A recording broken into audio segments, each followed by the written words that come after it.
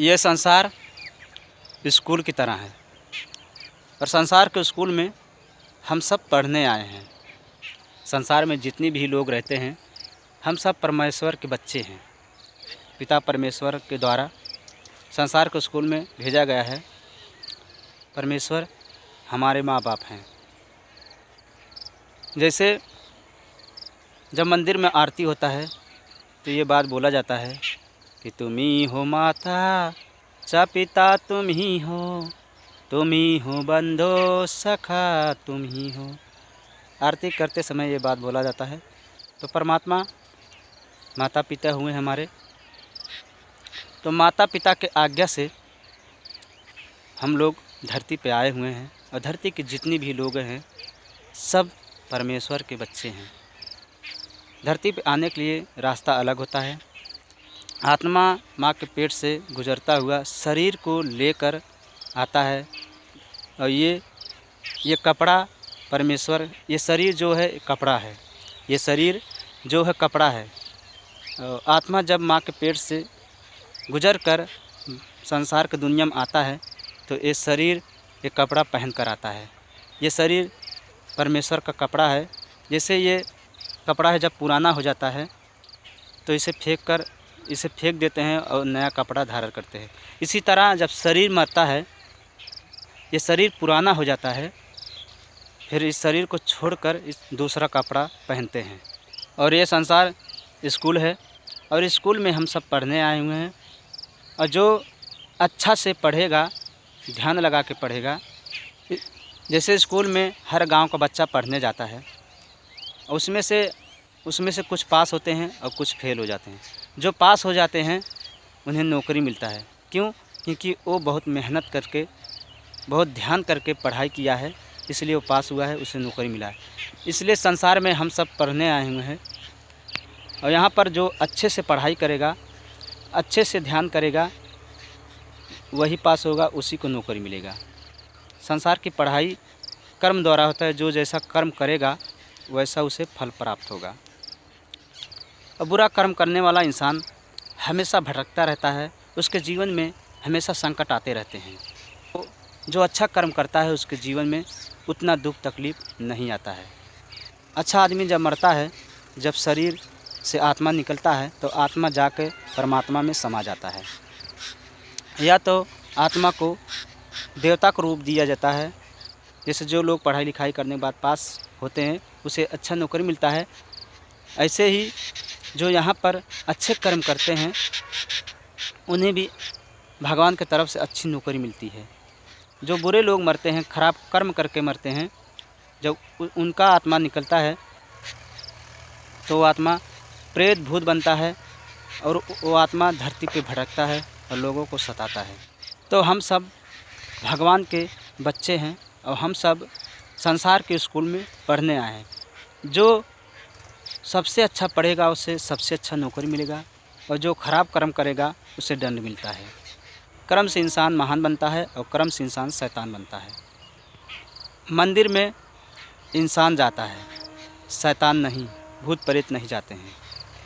अगर भूत प्रेत शैतान जैसा कर्म इंसान करने लगे तो इंसान में और शैतान में कोई फ़र्क नहीं होता है।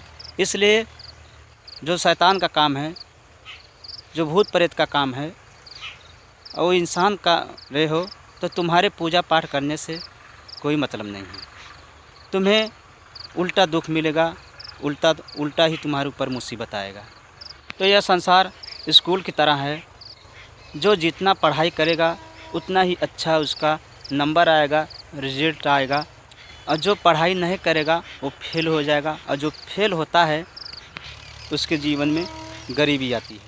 तो संसार के दुनिया में जो जैसा कर्म करेगा वैसा उसे फल प्राप्त होगा। जैसी करनी वैसी भरनी। और संसार में बहुत गुरु हैं। टीचर को भी गुरु कहते हैं और चोर को भी गुरु कहते हैं।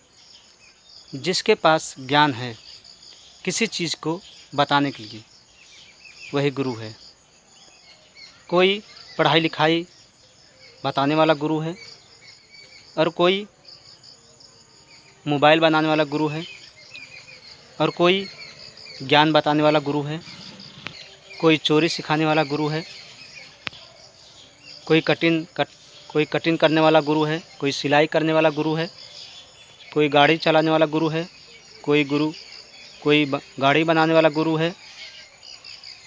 मतलब जिस चीज़ का जिसके पास जो ज्ञान है वो उसी का गुरु है।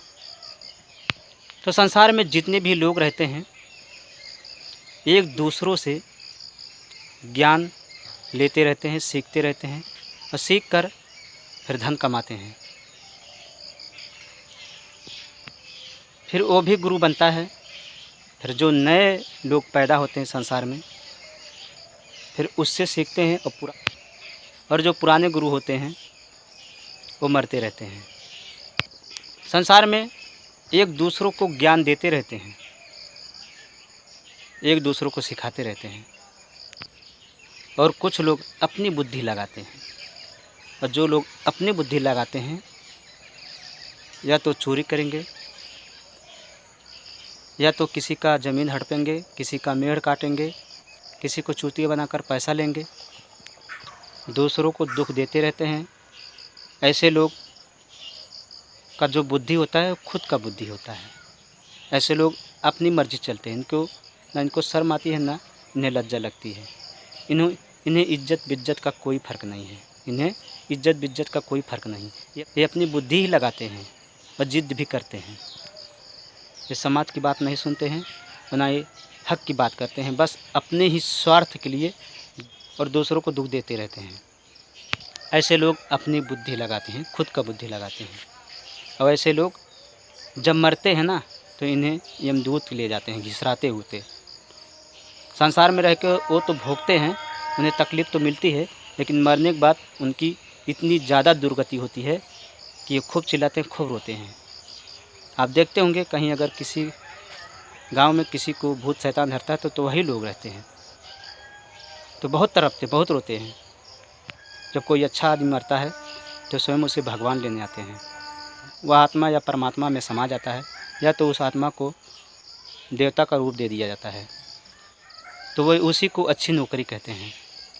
और जो लोग स्कूल में पढ़ाई लिखाई करने के बाद नौकरी करते हैं उसमें से कुछ लोग गलत काम करते हैं और कुछ लोगों को माँ बाप खुश होते हैं, कुछ लोगों को माँ बाप नाराज़ होते हैं और कुछ लोग अपने माँ बाप को भी घर से निकाल देते हैं। तो संसार के स्कूल में जो जितना पढ़ाई करेगा उसे उतना ही अच्छी नौकरी मिलेगी।